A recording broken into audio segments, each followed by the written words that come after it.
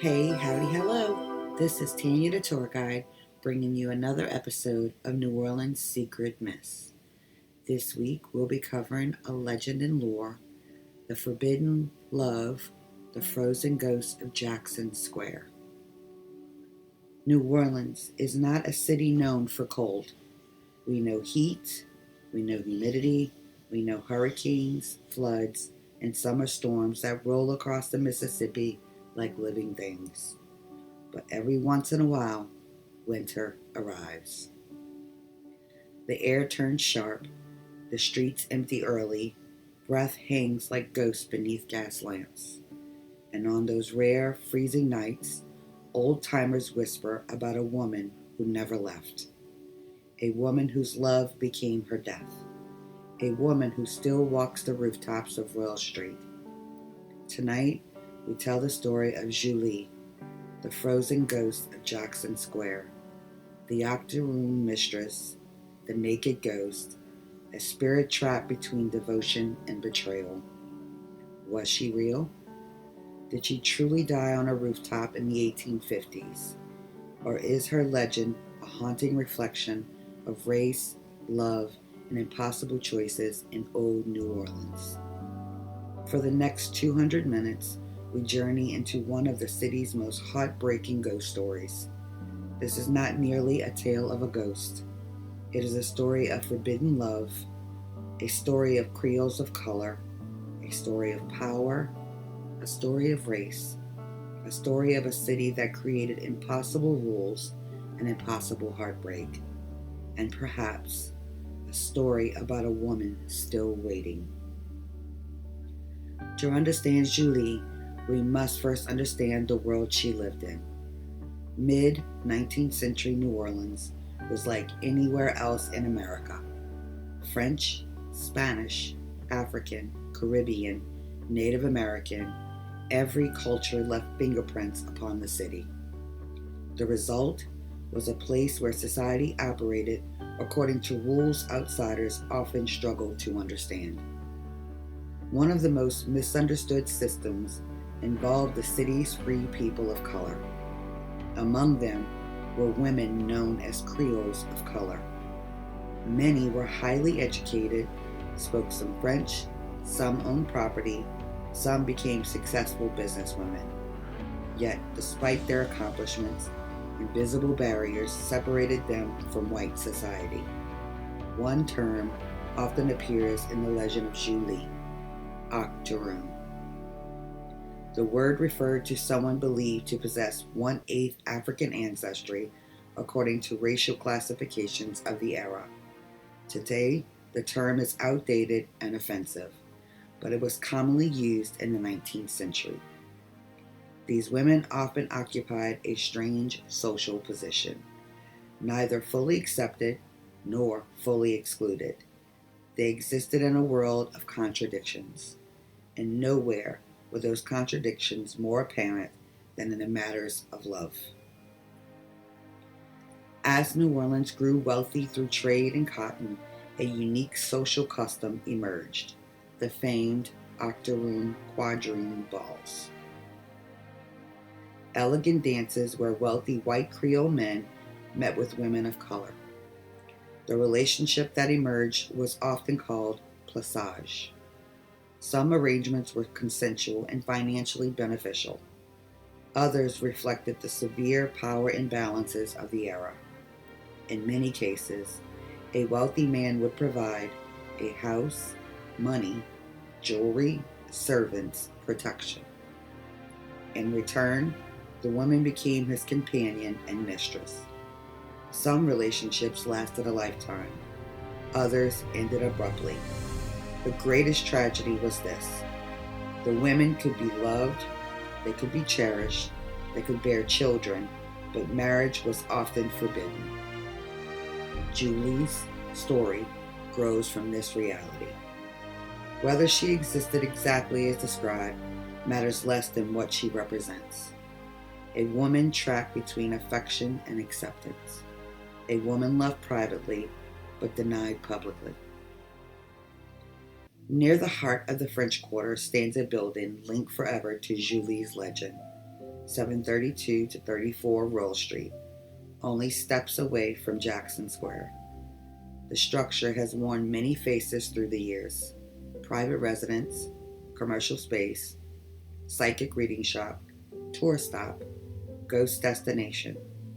Visitors often stop beneath its balconies and look upward, not because of the architecture, not because of history, because they want to see her, the rooftop, the place where Julie supposedly spent her final night, the place where love became fatal. Julie was beautiful. At least every version of the story agrees on that point. Dark eyes, graceful movements, a captivating presence. She caught the attention of a wealthy Frenchman. Soon they became lovers. He gave her comfort, luxury, a home on Royal Street, the finest things money could buy. But Julie wanted something else. Not jewels, not dresses, not money. She wanted legitimacy. She wanted marriage. She wanted to stand beside him openly, not hidden, not secret, not shameful. Every time she asked, the answer remained the same: no. One December night, the argument erupted again. Julie pleaded. The Frenchman refused. She begged. He rejected her.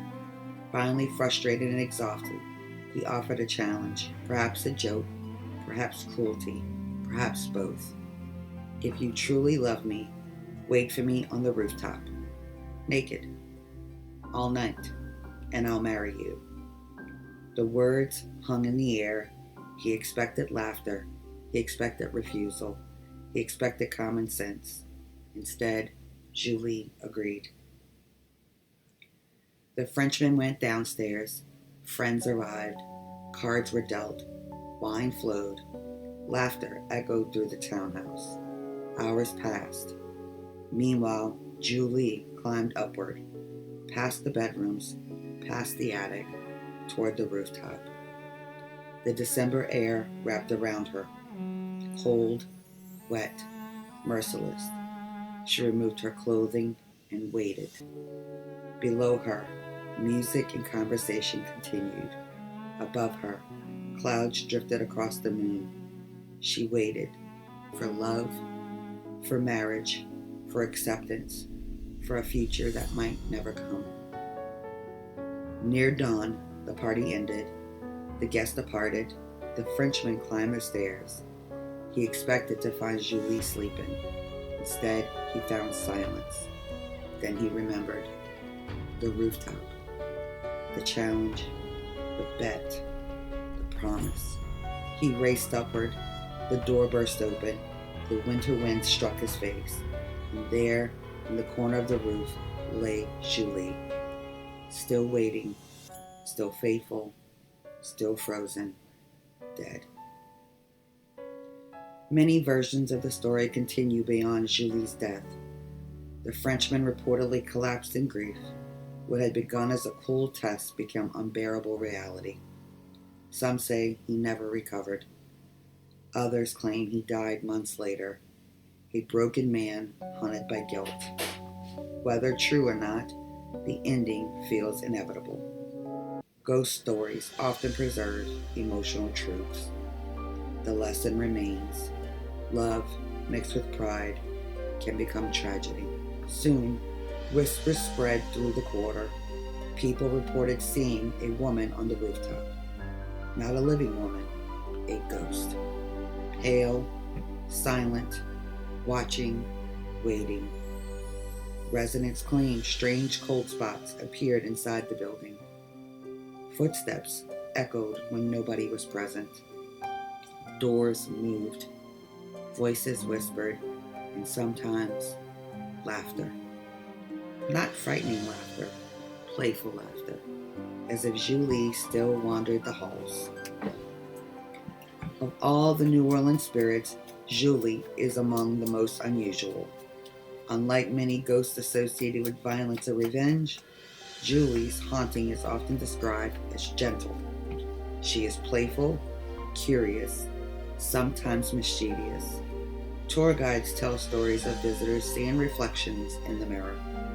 employees hearing their names called, people feeling someone brush past them, then turning to find nobody there. Her ghost gained a nickname, the Naked Ghost. Though the name sounds humorous, the story beneath it remains heartbreaking. For years, the building housed the famous psychic establishment known as Bottom of the Cup. Psychics, readers, tourists, staff, many claimed encounters with Julie. Voices, giggles, apparitions, moving objects, faces appearing briefly in mirrors. Employees often describe her as friendly, almost eager for attention.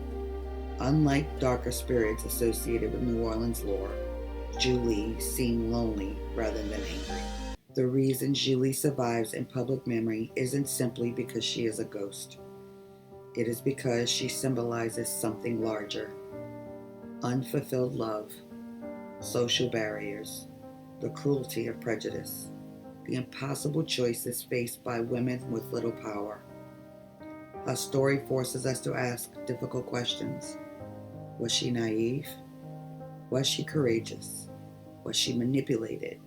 Or was she simply desperate to be seen as worthy? Historians continue debating the tale. No definitive records prove every detail. Many elements likely evolved through generations of retelling. Some historians suspect the story is folklore rather than documented history. Yet folklore often reveals emotional truths that official records ignore. Whether Julie existed exactly as described is almost secondary. Her legend became part of New Orleans, and legends possess their own kind of reality. Walk Royal Street during a rare winter freeze. The quarter grows unusually quiet. The iron balconies creak. The gas lamps glow. The rooftops disappear into darkness. And somewhere above the tourists and musicians, people still look upward, searching, waiting, wondering. Could Julie still be there? Pacing along the rooftop, looking for the man who never returned, waiting for a promise that was never kept. New Orleans remembers its dead differently than most cities. Some ghosts terrify, some warn, some seek revenge. Julie simply waits.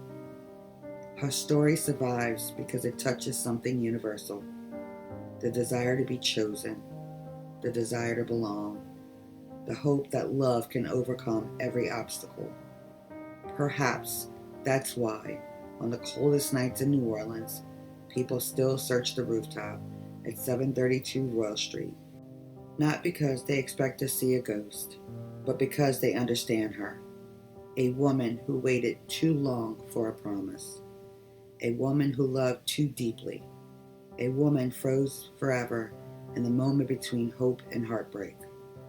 And if you find yourself wandering near Jackson Square on a bitter December night, look up. You may just see a lonely silhouette pacing beneath the moonlight, still waiting, still watching, still searching for love.